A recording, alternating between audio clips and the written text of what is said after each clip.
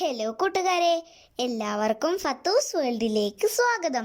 ഇന്ന് നമ്മൾ ഓസോൺ ദിനവുമായി ബന്ധപ്പെട്ട കുറച്ച് ചോദ്യോത്തരങ്ങളാണ് പരിചയപ്പെടാൻ പോകുന്നത്. അപ്പോൾ കൂട്ടുകാർ വീഡിയോ മുഴുവനായി കാണാൻ ശ്രമിക്കണേ. എന്നാൽ നമുക്ക് നേരെ വീഡിയോയിലേക്ക് കടക്കാം.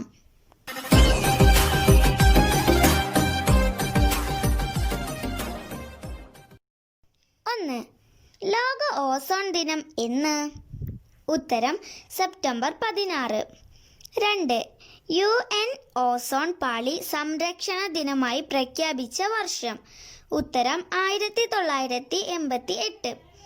3. ഓസോൺ പാളി സംരക്ഷണത്തിനായി 1987 സെപ്റ്റംബർ 16 നടന്ന ഉടമ്പടി? ഉത്തരം മോൺട്രിയോൾ ഉടമ്പടി. 4.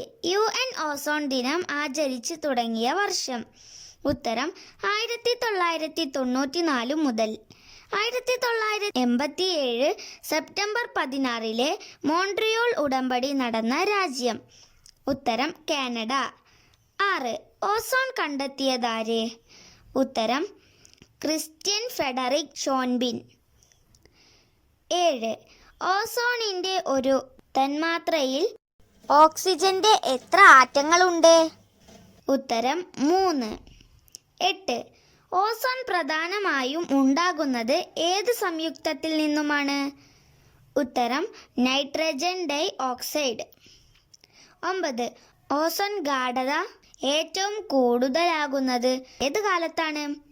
ഉത്തരം വേനൽക്കാലത്ത്. 10. സസ്യങ്ങൾ ഓസോൺ ആഗിരണം ചെയ്യുന്നത് ഏതിലൂടെയാണ്? ഉത്തരം ഇലകളിലൂടെ. 11. ഓസോണിന്റെ അളവ് കുറയുന്നത് സസ്യങ്ങളെ എപ്രകാരം ബാധിക്കുന്നു? ഉത്തരം വളർച്ച മുരടിക്കുന്നു. 12. ഓസോണിന്റെ അളവ് കൂടിയാൽ മനുഷ്യരിൽ ഉണ്ടാകുന്ന അസുഖം? ഉത്തരം ആസ്മ. 13. ഓസോൺ കുട കാണപ്പെടുന്ന അന്തരീക്ഷ പാളി? ഉത്തരം സ്ട്രാറ്റോസ്ഫിയർ. 14.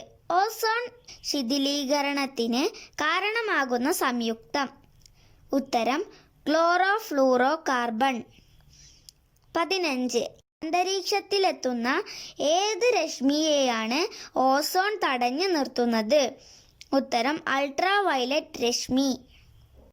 16. ഏത് യോഗത്തിലാണ് ഓസോൺ പാളി സംരക്ഷണ ദിനമായി പ്രഖ്യാപിച്ചത്? ഉത്തരം 1988 ഐക്യരാഷ്ട്രസഭയുടെ ജനറൽ അസംബ്ലി യോഗത്തിൽ വെച്ച്. 17. എന്താണ് ഇതിൻ്റെ ഉദ്ദേശം? ഉത്തരം ഓസോൺ പാളിയിൽ സുഷിരങ്ങൾ സൃഷ്ടിക്കുന്ന രാസവസ്തുക്കളുടെ നിർമ്മാണവും ഉപയോഗവും കുറയ്ക്കുകയാണ് ഇതിൻ്റെ ഉദ്ദേശം. 18. ഓസോൺ തന്മാത്രക്ക് എത്ര സമയം നിലനിൽക്കാൻ കഴിയും? ഉത്തരം 1 മണിക്കൂർ. 19. ഇന്ന് ലോകം നേരിടുന്ന ഏറ്റവും വലിയ ഭീഷണി? ഉത്തരം മലിനീകരണം. 20.